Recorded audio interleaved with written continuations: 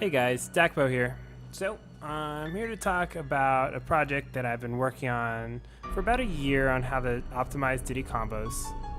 Since Ultimate came out, we've been trying to find the best ways to combo, and we found a lot of ways to combo, but I don't think anyone's put it all together yet. So what I did is I combined a lot of powerful Diddy innovations, like my original combo tree that I figured out when the game first came out, combined it with some of the Z-drop stuff that I've been working on. And then a player by the name of Kugi introduced me to a really cool combo. When I first saw this combo, I was really excited. It does a lot of damage. And then I started trying to do it into matches, and it was wildly inconsistent. I thought I was just messing it up, but it turns out that the combo is actually just incomplete. There's a lot of small nuances that hadn't really been worked out yet. So that's why I'm making this entire video, is to work out those kinks so we can use it in almost any situation. Just a few disclaimers. This combo is really difficult and intricate. I'd even go as far as to say that this is more of a video for myself on the research I've done and just kind of gathering things into a coherent format. 2, please be sure you're practicing this combo with the practice method I lay out later on. If you don't, you're pretty much wasting your time. It's frame tight and it needs to be practiced correctly. Lastly, I don't expect many people to learn this because of how difficult it is, but if you intend on playing Diddy Kong at the top level, then you're going to really need to start learning these options. Their characters have been fully developed at this point. It's been a year. They're starting to hit harder. They're starting to kill earlier. They're starting to be better. And I really don't want Diddy Kong to be left behind. So we need to do the same. Let's jump in. So this video is going to have a lot of parts, and I've put them all together in a Kongtents at the bottom. You can look at the video description and kind of skip around once you watched it all the way through. I highly recommend you watch it all the way through at least one time, and then you can move around to what you need. The first part of the combo, we're going to break it up into 3 levels. The first part is a part you should be very familiar with if you watched my Diddy guide, which I will link in the description as well. It is a simple banana B. 2-hit combo that does 40%, kind of insane. It does do exactly 6 damage to Diddy, so you're going to have to weigh and see if that's worth it. A lot of the times it is, though. The second combo we have is going to be banana down air, banana B. That's going to do 60%, and that is going to be one of the most versatile parts of this combo. You can do that at a lot of different percents, and just a quick 60. So, and then the last variation is going to be banana down air, banana soft down air into up B.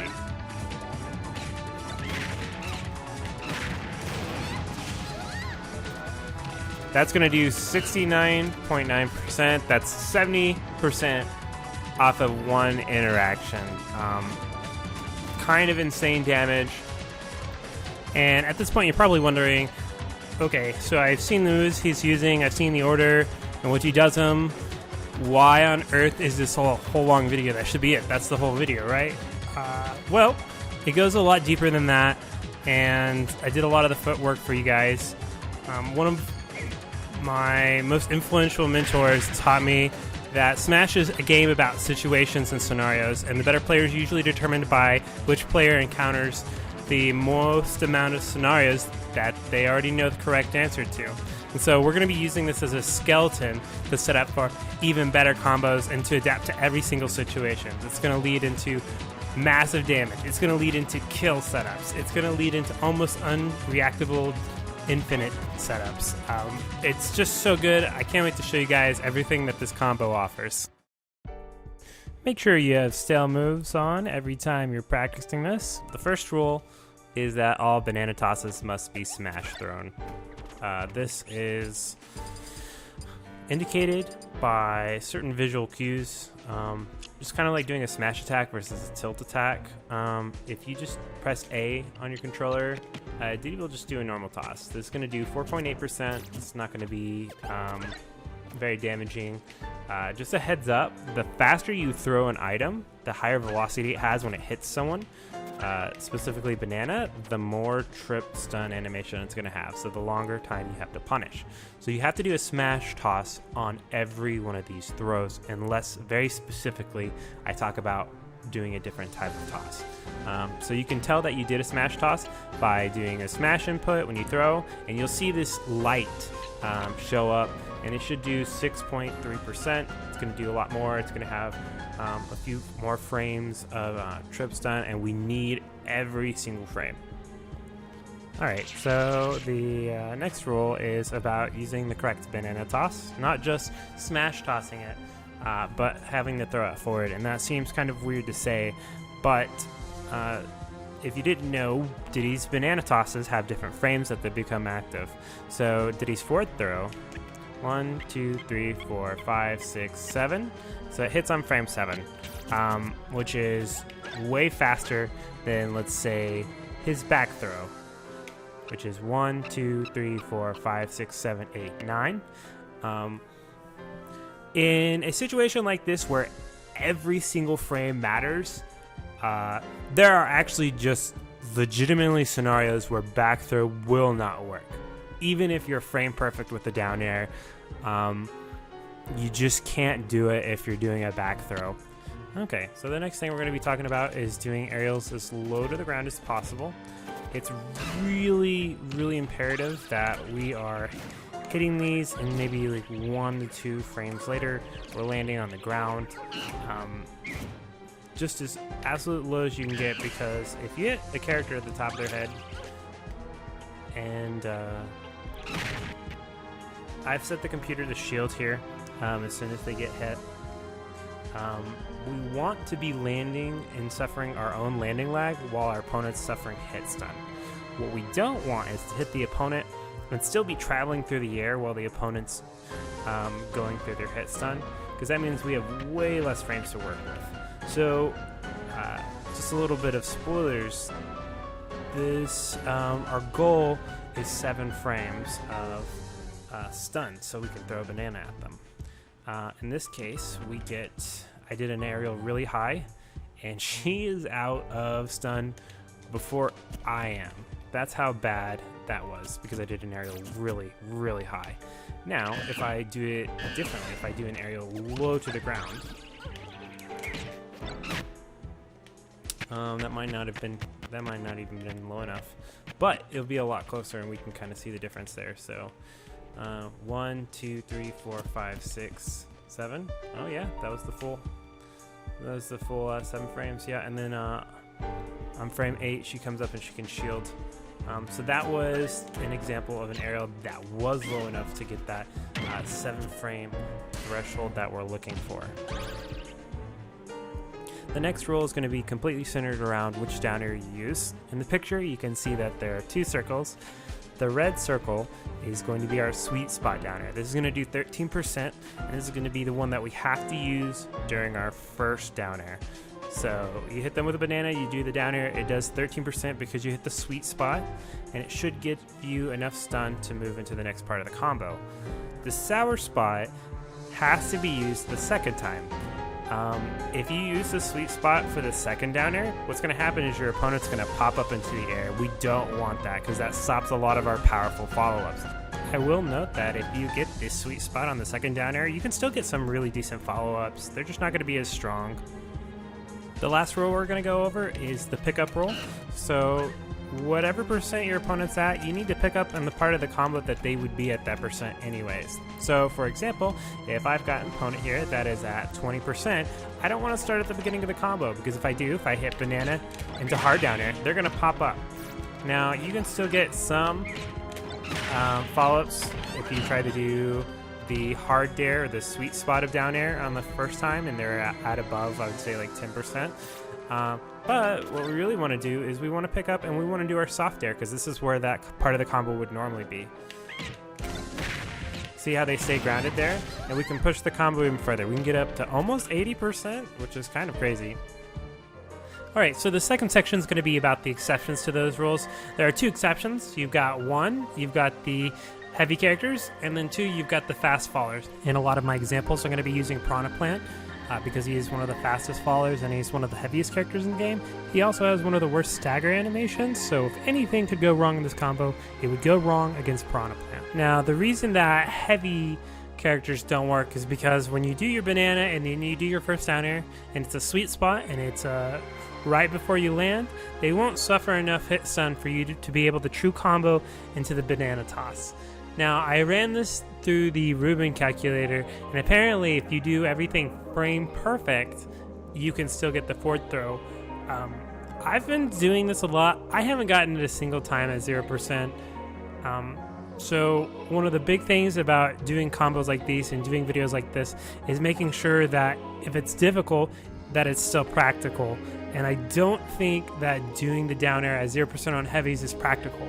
It's totally practical on the mid weights and the light weights. In fact, it becomes even easier the lower weight you go. I compiled a list of the heavy characters that banana into down air will not give you the 7 frames that you need to start this combo.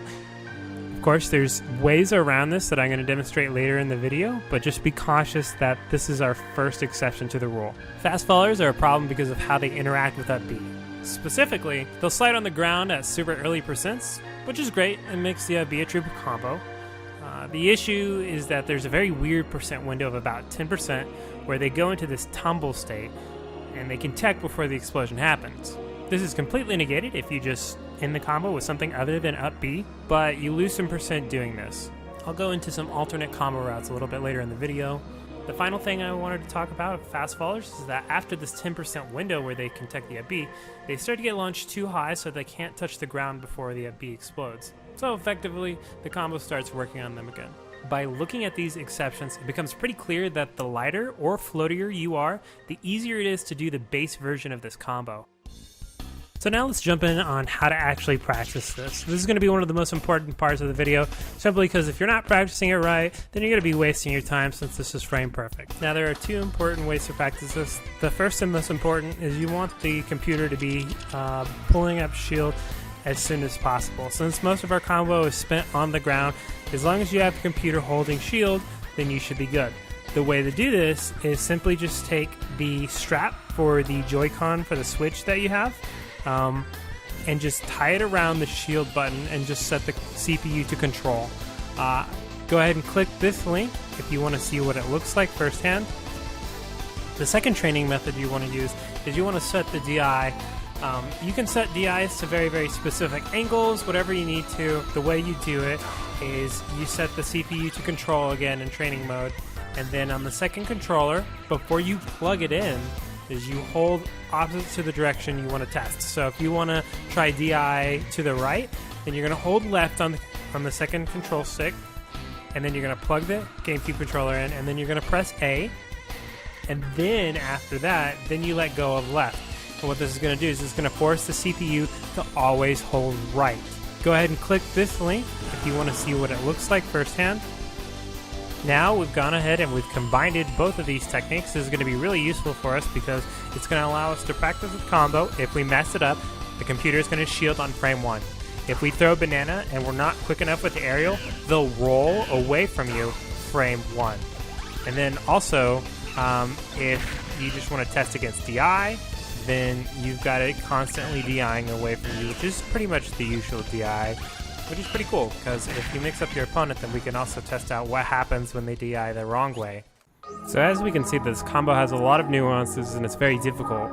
So that's why I'm working so hard to put out so much practice material so you can get this down. We've already gone over the rules of this combo, and we've also gone over the exceptions, and even how to set up the computer to practice it perfectly. This next section is going to highlight what happens when you do something wrong and exactly what it is that you did wrong. Okay, this first clip is going to demonstrate what happens when you do an aerial that is too high. This is going to be the most common mistake. You're going to see this a lot when practicing this. Really focus on landing that aerial right before you land. You can see down air being too high. You can also do the Bair too high. Both of them will result in the opponent being able to shield before you can do anything. The next part is going to be showing what happens when you get the sour spot Dair. Be really careful. You can look at the combo counter, you can see the damage that's given on the top right. If it says 10%, that means you did the sour spot, and it's not going to give you enough hit stun to fully utilize the combo. The next one is going to be using the back toss instead of the forward toss. We talked about this earlier, where the forward toss, it comes out frame 7. Back toss is going to come out frame 9, so there's 2 very vital frames to make this work, and if you're doing back toss, it's just not going to work on almost the entire cast until higher percent. The next one is not doing the aerial fast enough. If you don't, thankfully we've set our CPU to roll as soon as they can, and they will. Another one that's overlooked is not doing the second Dair low enough to the ground. You got to remember that each of these aerials have to be almost perfect. And lastly, we can see doing a strong down air on the second one. And this is going to pop them up. This one's not so bad because you can still get combos off of it, but it's still not the maximum amount of combo that we're aiming to get. The last thing I wanted to talk about is what happens when you mess up the combo. A lot of the time, you'll mess it up by not doing the down air low enough to the ground. So what we're going to have to do here is figure out what plan B is. A lot of the time, shield comes up and you can just side B them, do the slow side B instead of the smash side B. Another thing you can do is do Z-drop into aerials. When you do this, the banana doesn't go away because you're constantly picking it up with an aerial, and it creates a lot of pressure. I kind of have a proof of concept video just kind of playing around with it. This is not a true block stun. People can get out of it. There are holes in it, so don't think that this is some instant free shield break or anything like that. But if they're going to be a patient player and they're going to sit there and wait for your pressure to be over, you can just break their shield. The main takeaway is going to be not to throw banana directly at shield at point blank range. This is -7 on shield, and any character with halfway decent out of shield options is going to blow you up for it. There we go. We have all the formalities out of the way. We know everything about how this combo works, everything that can go right, and everything that can go wrong. So now what we do is we push it to this absolute limit with its alternate combo routes. I'm so excited because the whole reason that this video exists is because this combo is so versatile and there's so many different options. Next, we're going to be going through what to do on how to set up into the infinite, how to set up into the Dakpo the death, how to set up into the most damaging combo you can do, put them anywhere on stage, how it works on any character at any percent. I'm just so excited to show you guys. So why don't we go ahead and jump into it. First of all, let's start to talk about the pesky heavyweights. So earlier on in the video, I talked about how Banana Dair does not work on the heavyweights. Well, after a lot of labbing, there's a bunch of things we can do to them that isn't necessarily Banana to Dair, but allows us to continue into the second portion of the combo.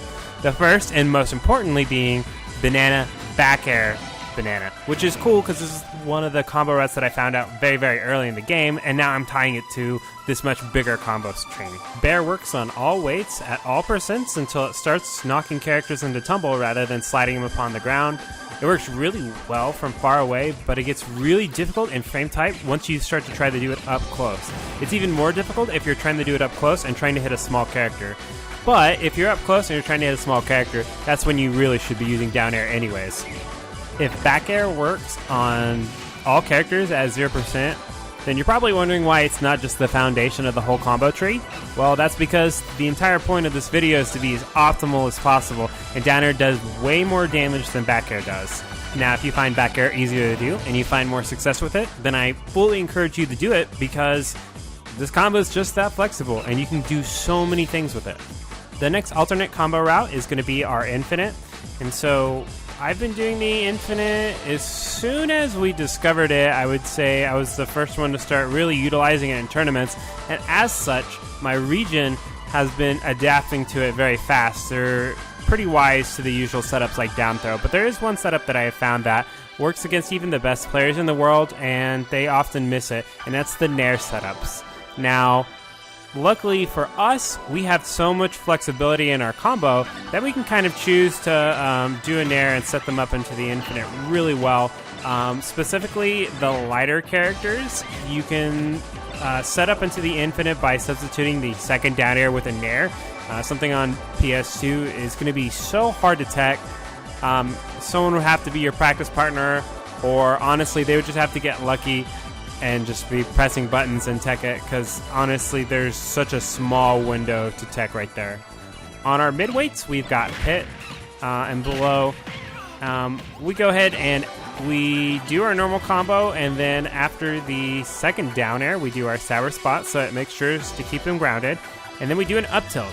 This is not as tight as the Nair setup, but it is still a really difficult setup to tech and know what was coming, because, who gets hit with an up tilt and is thinking, oh, I need to tech now? The heavy infinite route is way different than the other ones. In fact, there's no down airs involved. If you want to set up into the infinite, then you're going to do your banana nair, banana nair. This is a really great combo because it's really hard to tech, but even beyond that, we can use it outside of trying to set up into an infinite. So you can do this on any character. You can even lead up into a nice triple up air at the very end of it. The takeaway is you can be extremely creative in your setups into the infinite, and I'm just giving you a few really solid examples. You can switch around the percents and switch around the weighted characters, so always be looking out for this. The next alternate combo route involves the back of up tilt into up air down air. You can see it as the first combo in my combo video that I did. If you want to see the whole combo video, then feel free to follow the link in the description. Beefy Smash Dudes did a great job with the video. A Smash content creator by the name of Meadow of Smash actually made a nice little video that showcases the combo. I'll post a link in the description. Unfortunately, when he did this, he popularized the name as Dakpo to death, and it feels a little ridiculous to say it, but now that's how the other Diddy players commonly refer to it, so that's what I'll be using for this video. This is personally my favorite combo, and it can often lead to kills. Looking at it now, I can just see that it's just the first part of the optimal combo tree. You've got banana into aerial into banana into a different route on the second half. After you use your final banana toss, you want to land the back hit of up tilt into back air, up air. This allows you to combo into a down air if they're by the ledge, or just a normal combo finisher if they're center stage or something like that. The main takeaway of this combo tree is that we want to be looking for the back hit of up tilt at around 20%. This is going to lead a lot of the time into high damaging combos, or even potentially a stock. I encourage everyone to adapt the pickup rule that I mentioned earlier in this video. It simply means to pick up the combo at whatever percent they're at now. So if you catch them around 20 and you get that up tilt, just start the combo from there. I don't showcase it here, but you can just do a down air instead of a back air at the beginning of this combo for even more damage. Not to spoil the next section too much, but if you have a really good grasp of this combo and a lot of flexibility, you can actually reverse the side of which you're on and finish the combo with the strong down air to take the stock. I'll say that this combo works best on mid-weight characters. If they are a super lightweight, the up tilt will hit them up really high and you might have to do a different combo string. If they're a heavyweight, you might need to do 2 up tilts, or if you just start the combo at a later percent, you can do your 1 up tilt. So this next section covers Z-drops. If you want a full description of how it works, then please go watch my Z-drop section in the advanced Diddy guide that I did. I have 2 things to add about it since I released that video. One, that Z-drop banana is active frame 4, but due to where the banana releases from Diddy's hand, it usually connects frame 5. So if you want to think of it in a more applicable situation, it's a frame 5 out of shield option. And second, the best way of the Z-drop is to press the jump plus the attack button at the same time while shielding.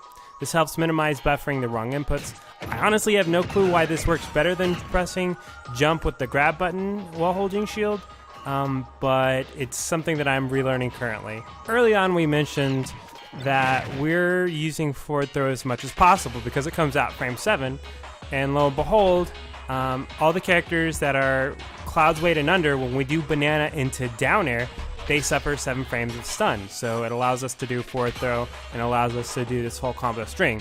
And we've talked about how heavy characters, they won't suffer that amount of stun. If you do banana down air at Bowser at 0, it does anywhere from 5 to 6 frames of stun, so we can't really do anything. But this is where we use Z-drops, because Z-drops actually come out fast enough to combo Bowser and the other heavyweights at higher percent. The reason we don't do this so much on the lower weighted characters is because it's very much position based, and fortunately the heavy characters are almost all really big bulky characters and really bulky models, so when you do the Z-drop, it almost hits them immediately. So a few things about Z-drop is it does 1.3%, which is a very low amount. So we can use this to our advantage, but we also have to be aware of the downsides of it.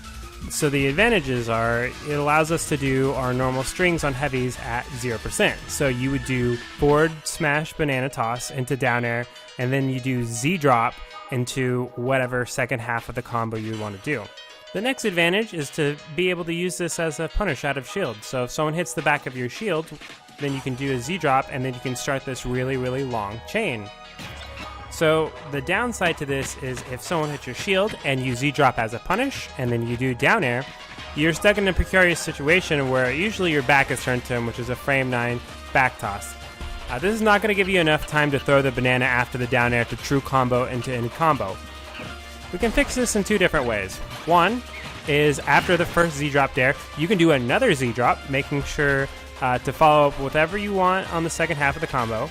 The second workaround is you do this, but you do it at a later percent. So say someone attacks the back of your shield at, I don't know, maybe 10% or so, and then you do a Z-drop. Well, now when you do the down air, they're going to suffer enough stun for you to do stuff like the back throw or the forward throw, depending on where you are. And you can just combo, and you can pick up where the combo normally would have left off at that percent. Now that I've talked about how to combo every character in the game from 0 to 70, let's talk about how our combo tree evolves and changes as we get to higher percents. Funny enough, we got a small buff to the startup of down air. This was just enough to allow a lot of possibilities in how we combo. Down air also happens to be crazy strong. If you down air someone, and you hit a character in general just hard enough against a wall or a ledge, and a red shockwave appears, then they can't tech it. So this is completely determined by the speed at which a character is going once they collide with the surface. Incidentally, they only need to be going half of that speed to get untekables if they hit a floor instead. That means, if we're familiar enough with a character's weight and the fall speeds, we can create untekable bounces, specifically with nair into down air. To give you an idea of when this is going to work, if you nair Bowser and he's at 49% and then you jump up and do a full hop down air, this Dair becomes untekable and he bounces. You can combo this into up smash or combo it into up air. This can also combo even more things if you're hitting them onto a platform.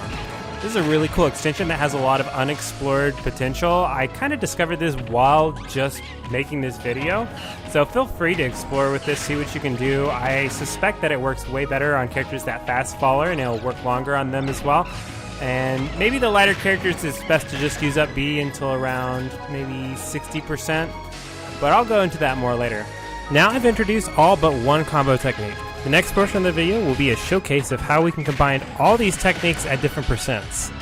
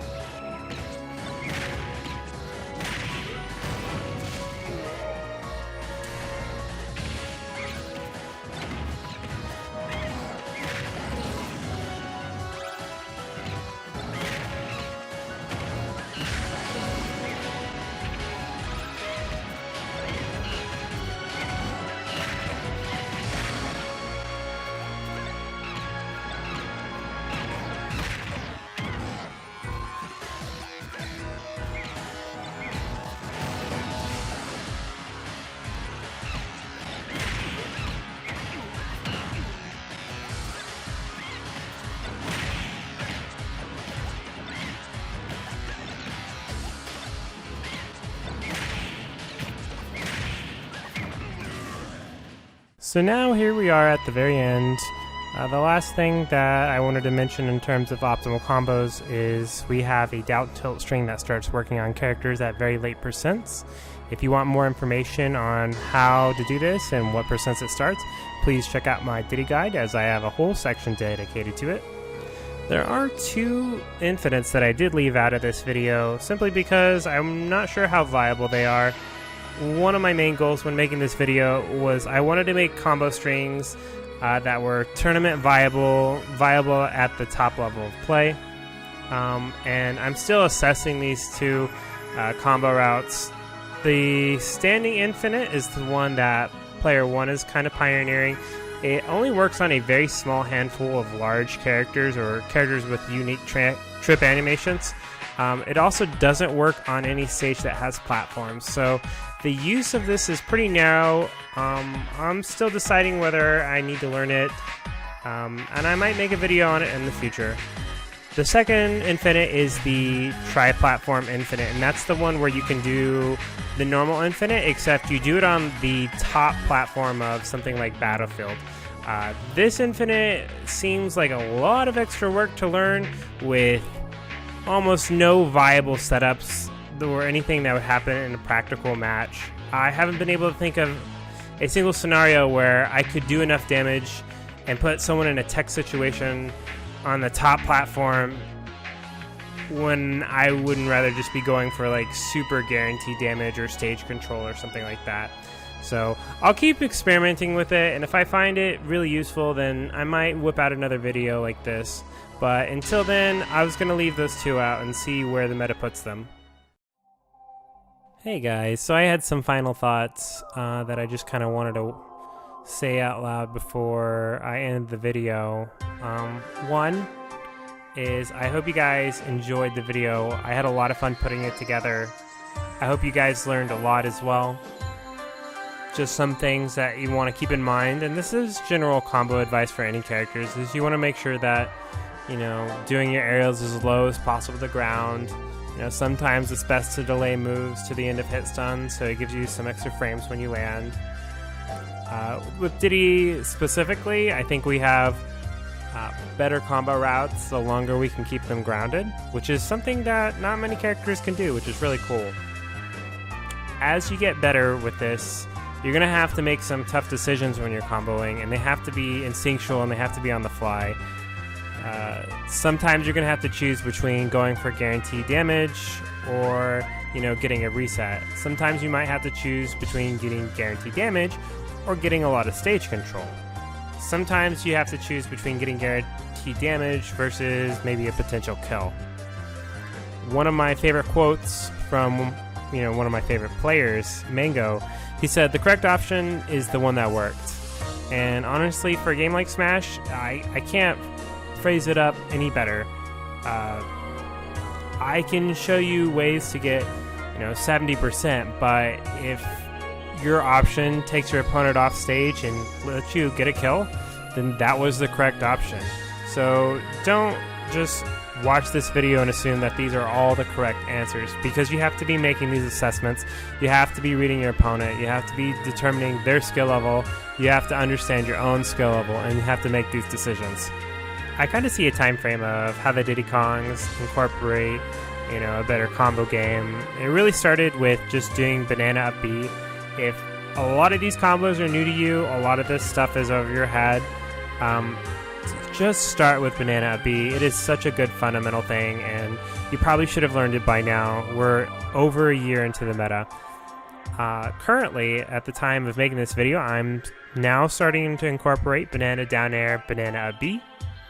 I understand that I can't just put all these combos in on the fly. I can put in some of them, and I have gotten some of them, but incorporating is going to take some time. I assume it'll take another year to fully assimilate everything in this video, and it probably will take a longer than a year for Diddy's to start doing banana Dair, banana soft Dair into up B. So I'm excited to see that progress, and we've got a lot of work to do. Honestly, if we keep on working on our character like this and we start incorporating these really high damage routes and almost any interaction taken as far as possible, just getting kills at 20% or like setting up into the infinite at almost unreactable tech situations, I feel like our character is going to get pushed really far. We're starting to see really awesome results from the vetted Diddy players.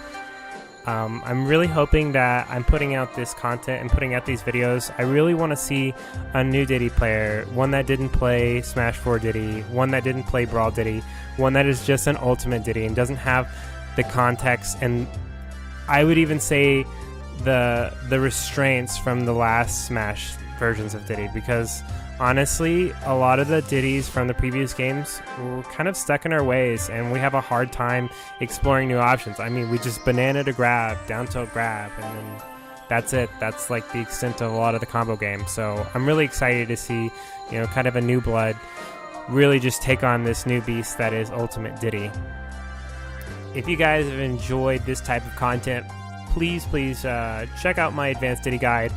It is something I worked really hard on and is still very, very relevant. And if you're learning the character, don't start with this video. Please start with my guide. If you want even more content, I put out a combo video with the beefy Smash dudes. The link is in the description. Really, really cool video. They did a great job. And last but not least, please be sure to follow me on Twitter at the Dakpo. It means a lot if you do that. And any retweeting or spreading of this video, of course, is appreciated. Feel free to ask me any questions on the social media as well. If it's something in this video or my Advanced Diddy Guide, I'll probably redirect you there, but I'm always open to discussion. Thanks again, everyone, for watching, and I'll see you in the next video.